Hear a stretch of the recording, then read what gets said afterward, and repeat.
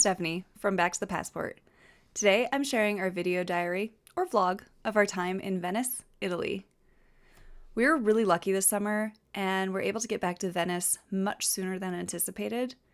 We were supposed to go to Croatia on a guided tour with some friends, but that ended up getting canceled due to low enrollment. It was a real bummer, and I was quite annoyed with the tour company for only giving us 2 months' notice. But since we already had the time off work, we decided we wanted to go somewhere and happened to find a 7-night cruise to Croatia and Greece that fit our PTO and still meant we got to see Croatia.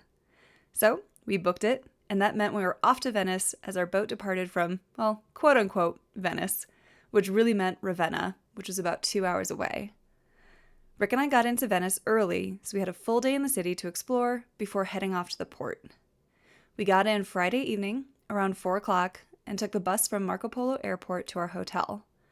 We were able to stay awake long enough for some welcome to Venice drinks, courtesy of our hotel, a seafood dinner, gelato, and watching the city lights turn on before collapsing back into bed at our hotel.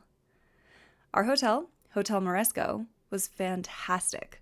We picked it because it was close to the Tronchetto, where we'd need to board the bus to get down to Ravenna, and it had fabulous reviews.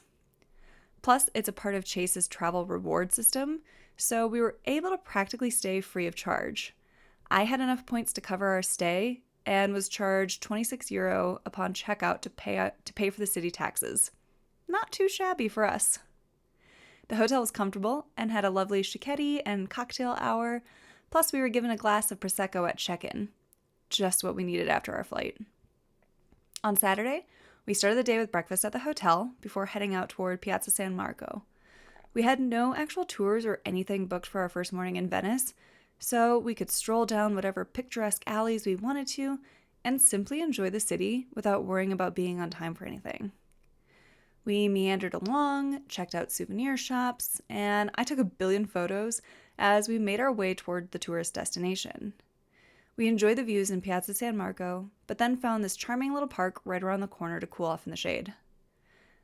I know it's touristy as hell, but I also don't care. The one thing I wanted to do in Venice with Rick was a romantic gondola ride, and we opted for the experience that cost €100 that included the Grand Canal and some of the side canals, and it was so worth it. It was a nice 30-minute ride as our gondolier told us about the city and his family, as his dad was a gondolier too.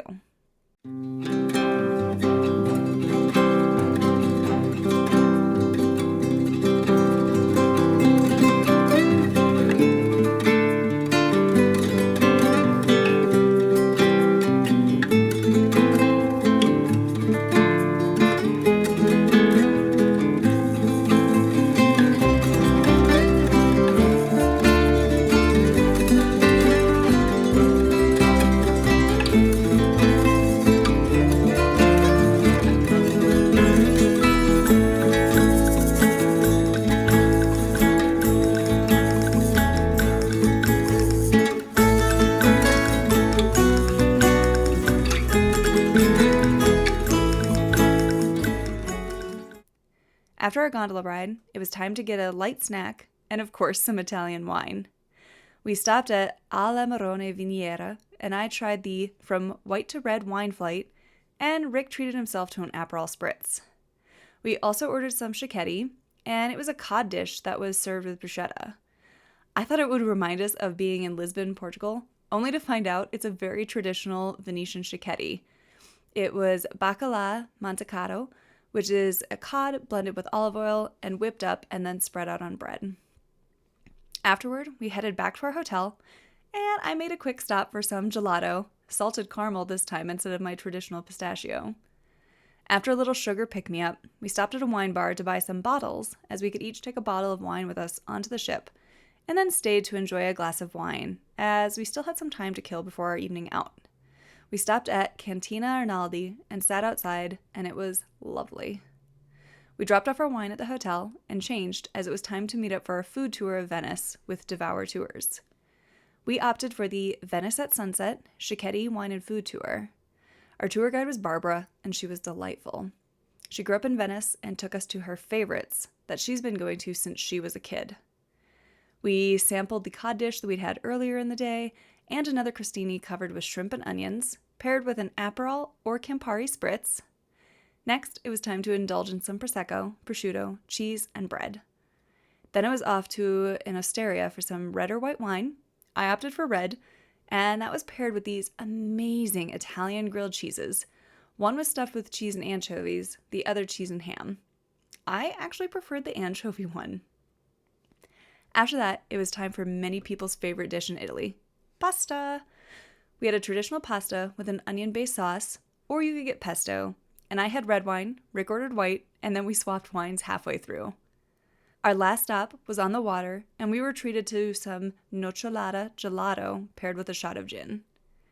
It was a fantastic food tour, and we could not have asked for a better guide, as Barbara was friendly, fun, engaging, and super easy to talk to.